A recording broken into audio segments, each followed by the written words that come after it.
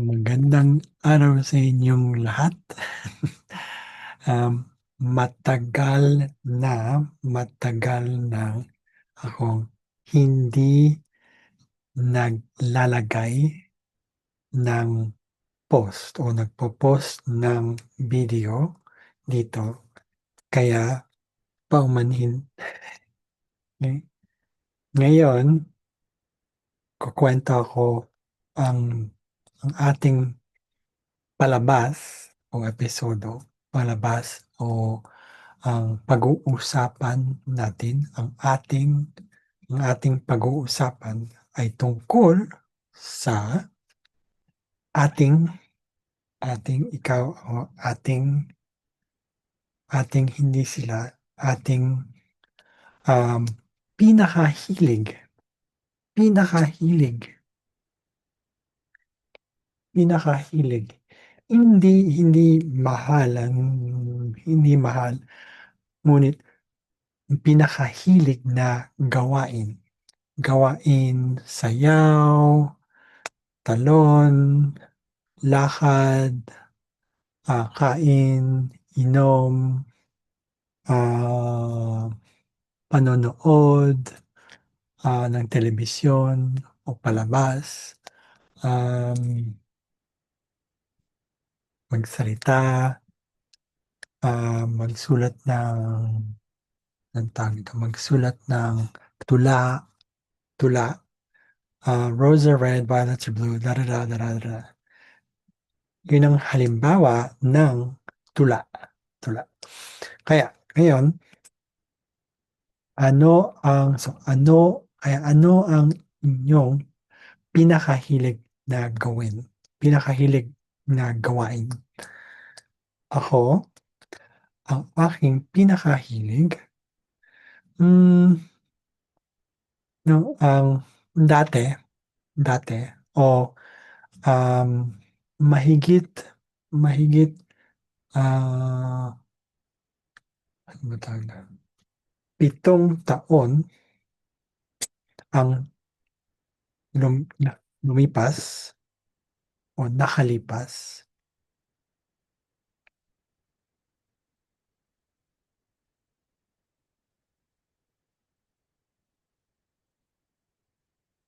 Ngayon ay hmm, ngayon ay ikadalawang dalawang, tama ba 'to? 2026 na taon ngayon, ngayon. O 5, ayan. 2025 ngayon ay ika-2025 na taon ngayon, pero o ngunit 7 taon na ang nakalipas, 7 taon na ang nakalipas, um, na hindi ako lumalangoy, hindi ako lumalangoy. Yun ang isa kong pinakahilig na gawin. Yung ibang gawain, paglangoy, ah, paglaro ng musika o tugtugin, tugtugin, da da da da da da da da da. Halimbawa na maaaring kantahin, sintahin ang tugtugin, sintahin. Na na na yun yung sinta o kanta. O maaari din posibilidad, maaari ding, laruin, halimbawa gitara o, plauta, o,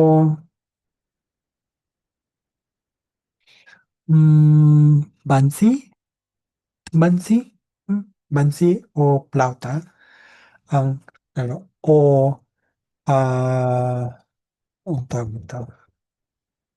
Ah, tambol? Hmm, tambol. Ah, diba? Okay, yun ang tambol. Um, Yun ang tugtugin o sa piano o sa piano o piano. Sa piano, sa piano maaring um, pindutin o um, laruan. Laruin o laruan ang piano. Yun ang, ito ang tugtugin.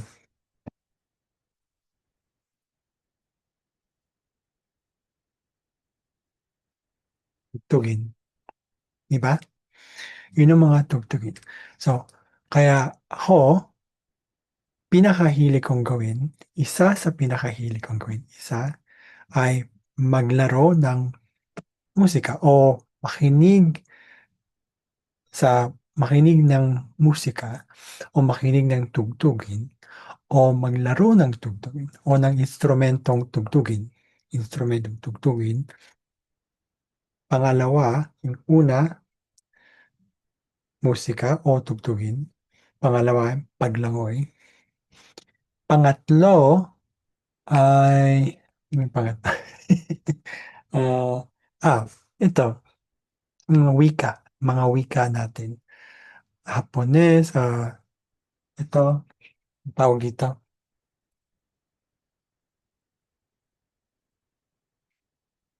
Danes, Danes, Tagalog, um,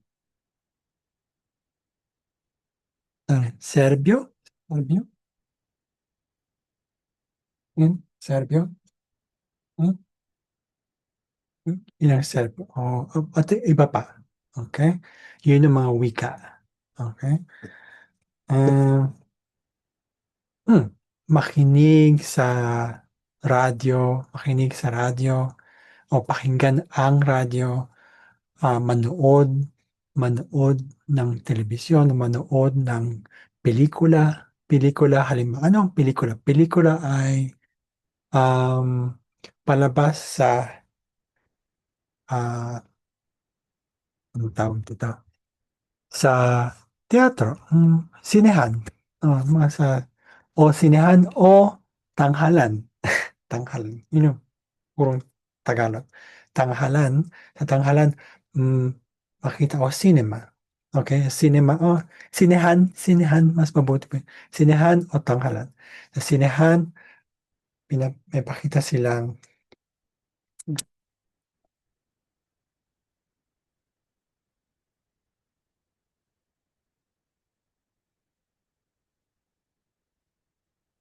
ta,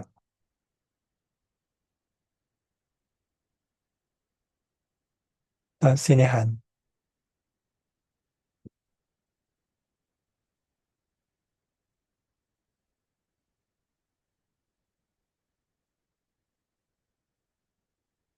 Ito ang mga tagapanood, mga tagapanood, mga tagapanood nandito sa baba.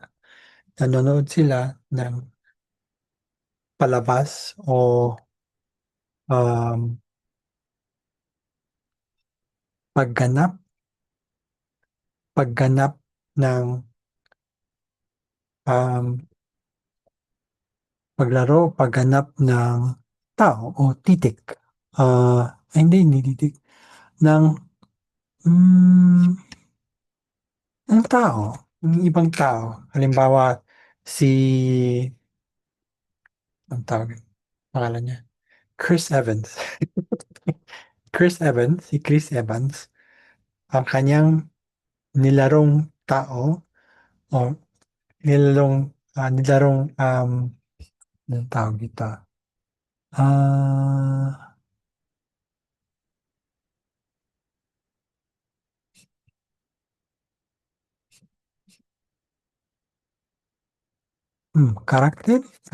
kanyang karakter, si Captain America. Okay? Yun ang halimbawa. Yun yung paglaro. Yun yung sa sinehan. Oo, sa sinehan. formal, siguro sinehan formal o sa sinehan mismo. Sa sinehan anong tawag? Yun, yung may pelikula. Yun, Captain America. Hindi ito yung naglalaro, hindi ito yung Shakespeare, ganong klaseng, hindi ganong uring paglaro o pagpakita o um, mm, pag, mm, yeah, maglalaro, palabas, mm, palabas dulaan. Ano ba itong palabas dulaan?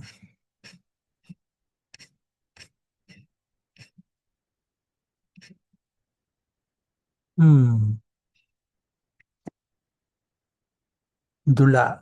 Palabas dulaan o dula. Hmm. Kaya hindi ito. Ngunit, sa mismong ah, sinehan o tanghalan, sinehan, yun yung pelikula. Okay. So, kaya,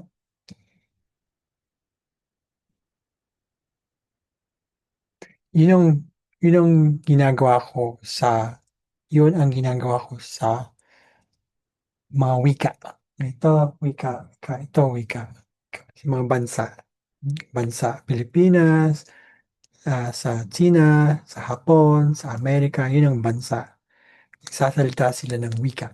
Okay? Ingles, halimbawa, Tagalog, yun ang wika. Ah, yeah, yun yung tatlo kong pinakahilig na gawin. Ang unang ang una kong ang unang pinakahilig kong gawin ay maglaro nung nakaraan, nung, noong, noong 25, ah, 20, ah, labing siyam, noong 2019 ng taon, doon ako tumigil. Noon ako tumigil maglangoy, training. Pagkatapos, dumating ang pandemya, ah, kaya hindi ako lumangoy. Tumigil na ako. Uf, tapos na. Pero ngayon, naglalaro pa rin ako ng musika o tugtugin na nag hindi nag-aaral. Nag ah, nagbababad ako, ina hin naghahayag, in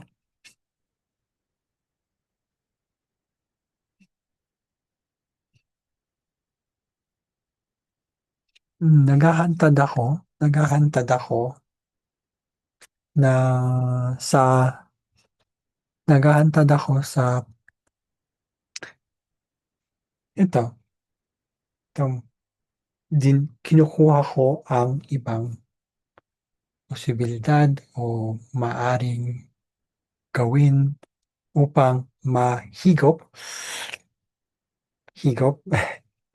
o masansanay ang aking pinakamalalim na utak dito, hindi ito, dito, upang maging um, mm, madulas, madulas, madulas sa pagsasalita at pakikinig. Pakikinig at pagsasalita o ang tawag input-out, sa pagiging madulas. Kadulasan ng kadulasan ng wika ay galing ito. Yun ang aking gawin. Ngayon, may iba akong pinakahilig gawin. Halimbawa, itong astrolohiya o ang pag-aral Pag-aral ng, um, mga bituin,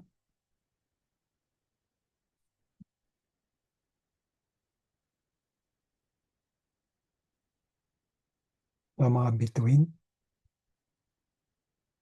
mga bituin, pag-aaral ng mga bituin o um, mga mga buntala, mga buntala. Halimbawa, buntala ay,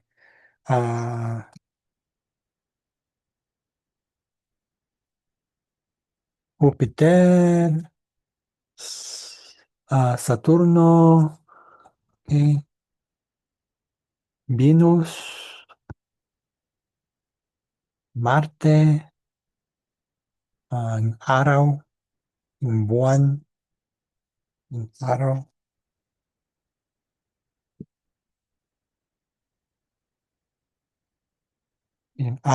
at yung buwan. Yun yung mga,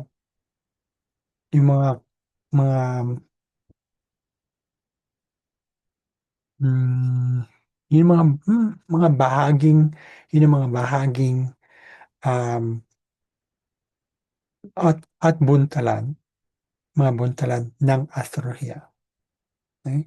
Yun ang aking siguro pang-apat na pinakahilig kong gawin, okey, okey.